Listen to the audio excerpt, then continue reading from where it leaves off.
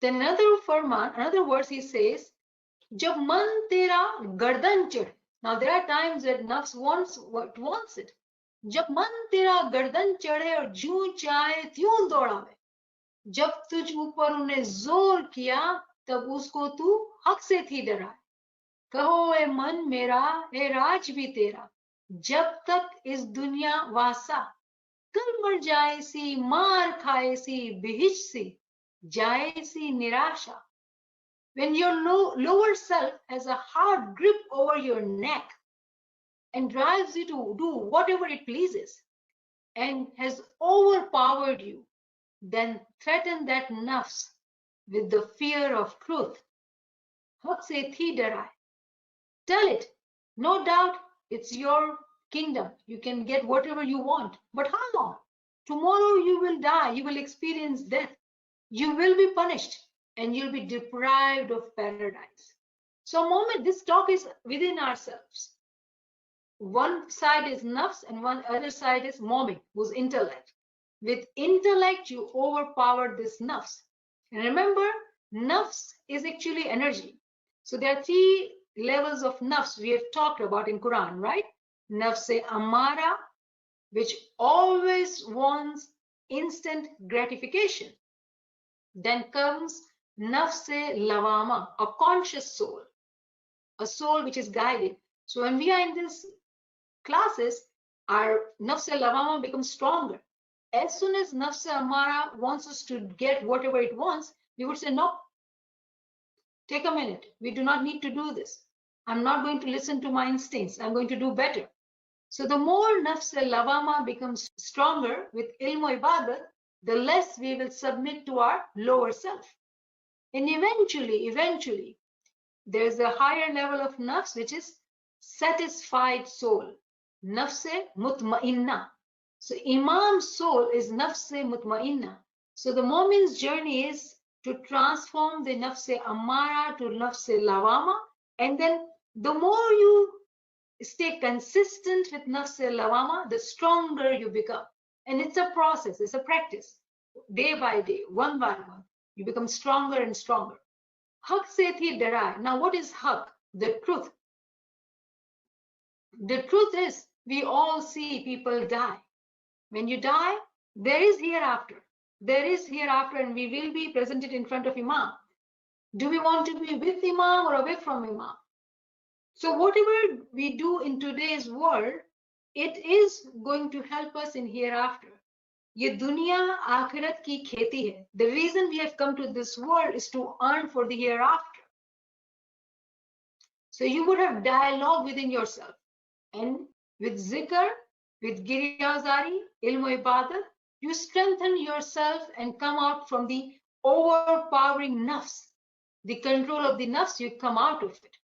In Quran, chapter 2, verse 204, chapter 2, verse 204 says, and of the people is he whose speech pleases you in worldly life. And of the people is he whose speech pleases you in the worldly life. And he calls Allah to witness as to what is in his heart. Yet he is the most violent, rigid of opponents. Very interesting words. Meaning that we can take example of anybody, a person, a friend, a family member, or our own nafs, in whatever context we are in our lives, because each individual has a different situation in life. So if it's a person at work, in family, in friends, these people are such, the way they talk, it pleases. Their speech pleases us. And he calls Allah to witness as to what is in his heart, as if they are honest too. But in reality, they are the most violent, rigid of opponents. Now, how do we know that? How do we distinguish? How do we differentiate? It is only through knowledge we can know who is who. And Maula Ali has given us guidance on that too. And this Nachis has delivered lecture on that too, but it's in Urdu. Those who can understand Urdu can listen to that lectures. Who are our friends? And it's from Kalam-e Maula. So it's the shaitan who speaks very sweet in our ears. It's bandagi time. You know what? I have to wake up early in the morning. I have to drive for 1 hour. Tomorrow I have auditors coming in. I need to work so hard. Let me sleep, Mola Papa. I need this rest, so I wake up fresh. Sweet talking, as if that need of yours is so valid to sleep, so you miss on your bandagi time. Zikr, okay, I did set this intention 1,000 times, but you know what? I'm not able to do it. So we make these excuses because we are being encouraged in our ears. Shaitan whispers those sweet talks to not do what we are supposed to do. And shaitan can be insi and it can be jinni. Insi means a human who comes as a shaitan, taking us away from our path, or it could be jinni, invisible, in form of our thoughts. And the last one is, from our list of sins, is ahankar. Excessive self-pride, ego, arrogance, being proud, all those are into same category of ahankar. Mola says, तुझ मन है अभिमान घड़ा, मन तेरा उस पीछे जाए. अभिमान शैतान दोए दुरीजन, तेरे मन को बहुत दौड़ाए. जो आपणी भलाई चाहो तो मन अभिमान छोड़ी बैठो. रब से डरो, बुरा काम न करो, तो जन्नत मिले सही पीठो. Your mind has a great deal of pride. I did this. I am this. This is mine. And your mind goes after it. Pride and the devil are both evil. Pride and devil, they both are evil. They tend to control your mind a great deal. If you wish goodness for yourself, then abandon pride in your mind. Fear the Lord. Fear the Lord and do not perform vices. Then you will achieve paradise. A moment has to be very sincere in his desire. There's no pretension. Moment doesn't pretend. It is what it is. So the focus is his paradise, his imam.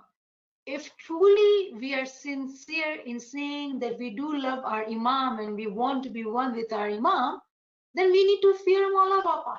Because if he gets displeased, we will be away from him. So do not perform vices. Then you will achieve paradise.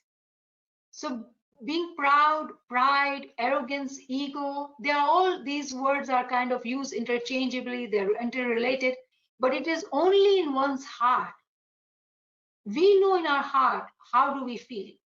Are we truly prideful on something which we achieve with our hard work? You know, in that context, also the word pride is being used.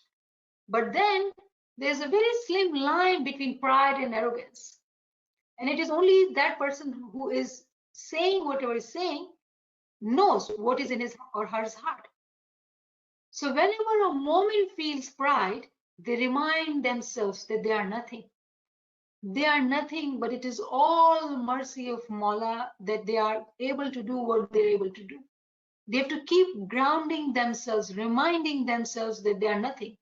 Otherwise, this is one of the very strong weapon of Shaitan to enter in our heart, this arrogance, this ego, and that's it. One thought, all the earning is gone.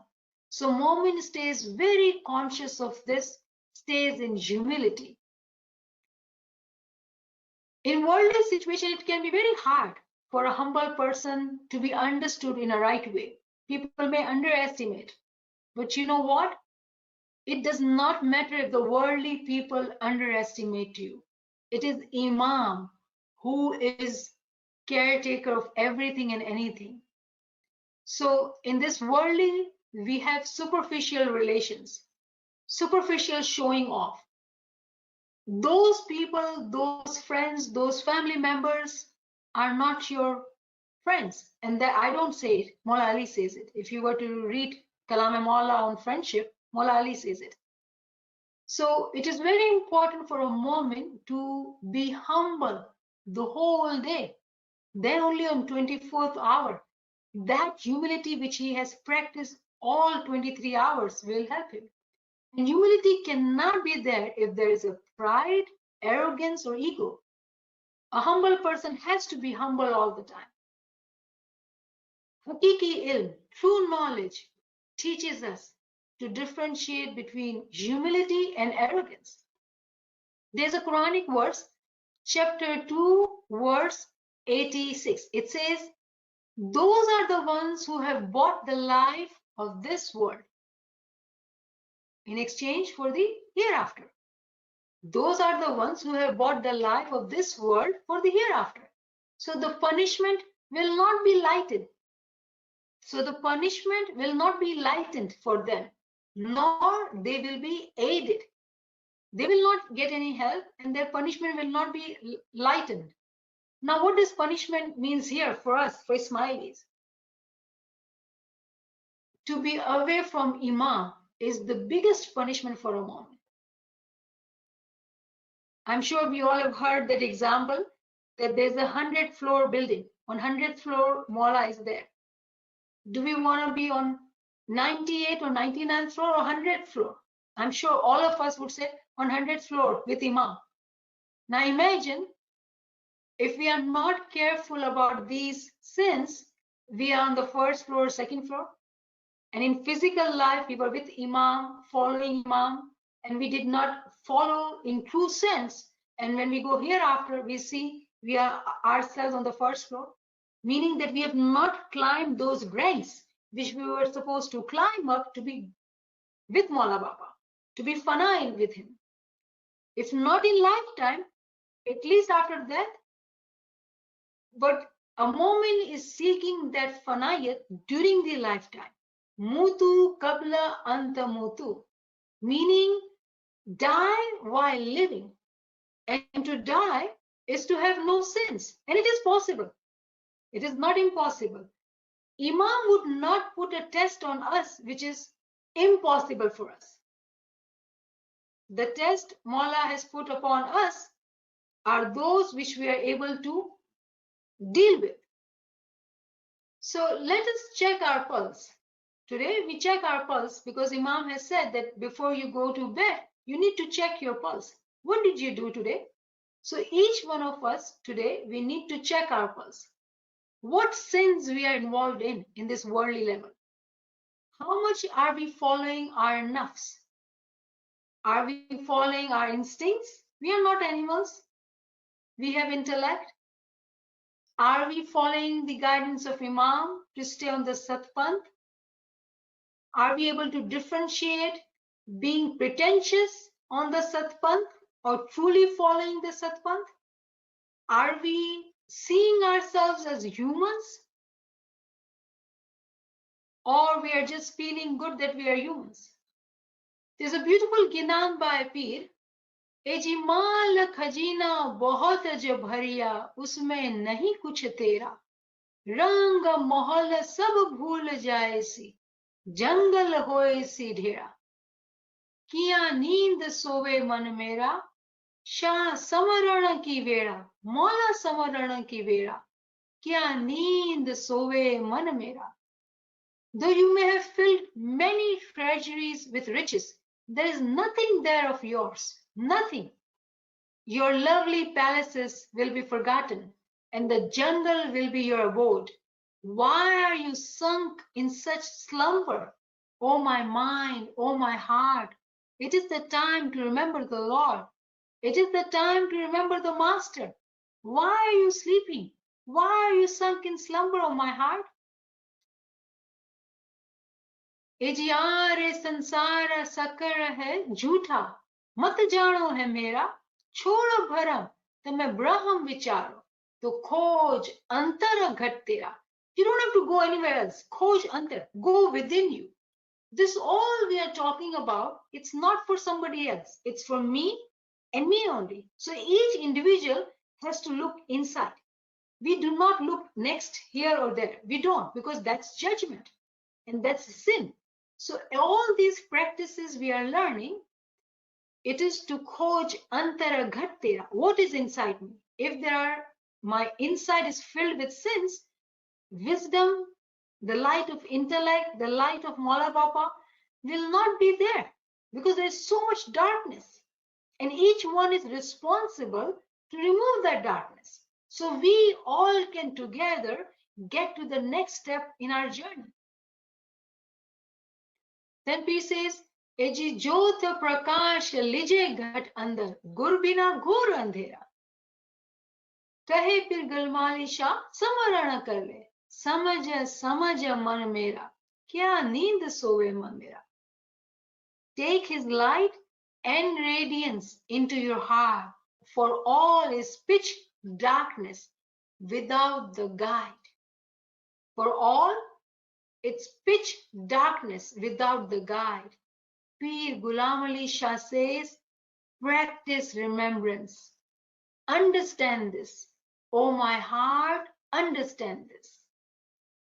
Chapter 4, verse 74 in Quran says, so let those fight in the cause of Allah who sell the life of this world for the hereafter. So let those fight in the cause of Allah who sell the life of this world for the hereafter. And he who fights in the cause of Allah is killed or achieves victory. We will bestow upon him a great reward. Now, which life we are talking about? To fight in the cause of Allah, meaning in during this life, if we are able to kill our nafs, meaning that we sell this life for the world hereafter. So it says that he who fights in the cause of Allah is killed or achieves victory. Either he dies, this is the death of a nafs, mutu qabla anta mutu, and he lives in this world as a victorious. But let's say if a moment goes and he physically dies, he finishes his journey at the death, then he's one with the Imam and he achieves victory there. The beauty is when we are living and we are able to see that we are one with Imam, and then we enjoy this world. What a beautiful reward would that be? That's the target of a moment. And when we had done on the top, we had mentioned, we'll talk about later, what is the reward of Allah in chapter 3, verse 14. The answer is in the next verse, chapter 3, verse 15. It says, shall I inform you of something better than that? Like if you're not living the life of sins, following, listening, obeying, spending in the path of Allah, then what will be given to us? It is said, answer is in chapter 3, verse 15. Shall I inform you of something better than that? For those who keep from evil with their Lord are gardens underneath which rivers flow, wherein they will abide. So we'll be living in the gardens. Underneath there'll be rivers, flowing rivers, and pure companions, pure spouses, and contentment from Allah. Allah is seer of his servants. Allah is seer of his servants. Whatever is in our heart, he sees it. Pure companions. The word here, if you were to look at the Quran, I hope some of you have Quran in your hand and some of you are making notes because we are studying azwajum mutahharat, meaning purified spouses. When we say purified, meaning they were not pure, but then they were made pure. Purified spouses. Now, who are we referring to here? If Imam is marde mutallaq and we all are naris, we are the ones who are making ourselves pure. When we are pure and we are one with Imam, who are we? Purified spouses. So we have to purify ourselves to be able to be at that level, to be companion of the most pure and have the gardens with river flowing underneath. So there are three kinds of purification. The first, we all know, the lowest is physical. We all know how to get cleaned and pure. Then comes the spiritual purification. And the highest is of intellect and knowledge. So through zikr ibadat, we are able to purify at a spiritual level, identify spiritual diseases, sins, correct them. And through intellect and knowledge, we get the highest purification. We remember in the beginning we mentioned, when we hear a beautiful ilmi point, a knowledge which really clicks, makes us happy. It's in the brain, but the happiness reaches our heart too. So the highest level of purification is of intellect, getting away from the ill concepts. Hakiki Momin, a true Momin, are purified in the same order, physically purified, spiritually and intellectual. During this time of Qiyamah, we are so blessed that we are becoming pure from all directions together. And Alhamdulillah, if we all stay on this journey together, continue to transform ourselves from this dense body to subtle body, particle by particle through zikr ibadat and ilm amal. Then only we are able to get to that level of mutu kabla antamutu. Alhamdulillah. So I'm going to end here. If any friends have any question, any comments. Okay, so I have received one question already. Which part of the dua do we seek for die before we die? Oh, beautiful. It's in the second part. And I love this dua when we say, Allahumma ya Maulana antas salam wa minkas salam wa ilayka yarja'us salam. So this whole beautiful dua, it's about salamati. Salamati meaning ever living. Salamat is the one who never dies. So it is when we are saying, Maula, make me salamat, let me enter in the house of salamati. We are asking to become alive, become salamat, who never dies. This body will die. My soul is never going to die. My soul is the child of Imam. But right now it is caged and it is in love with this world.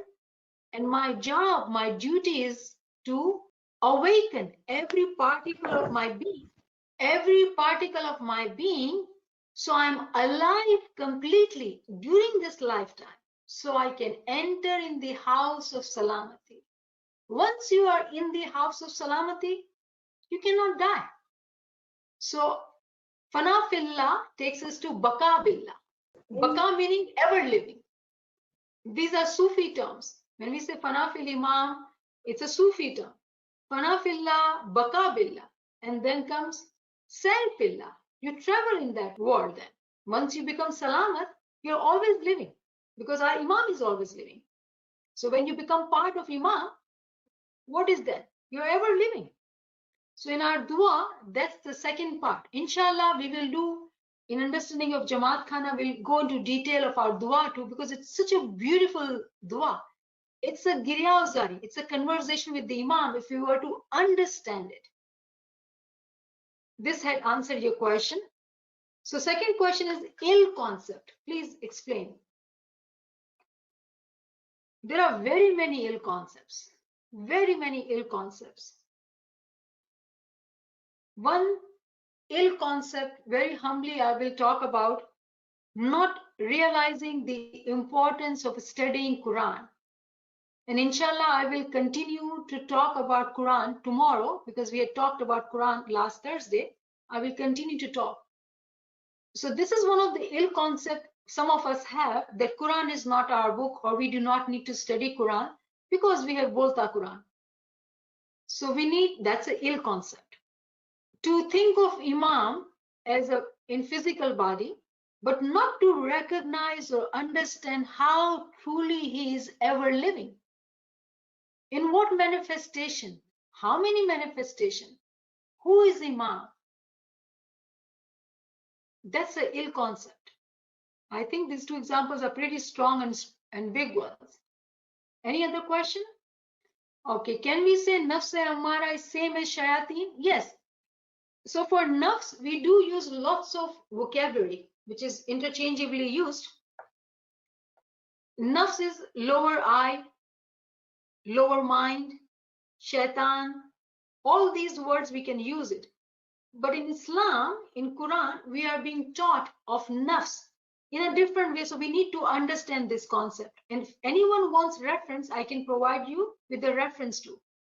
Like in English, we hear that it's an energy. We need to use energy or convert energy. Actually, Islam talks about it in the same way, just the language is different. Nafs Ammara, the nafs, the lower eye, which always wants instant gratification, meaning shaitan ki bazi. Shaitan always wants you to not attend Qur'an classes. If you're attending Qur'an classes, you don't need a notebook. You can have TV on, you can talk to and you can listen to, or like your divided attention. And then you don't need to review any books.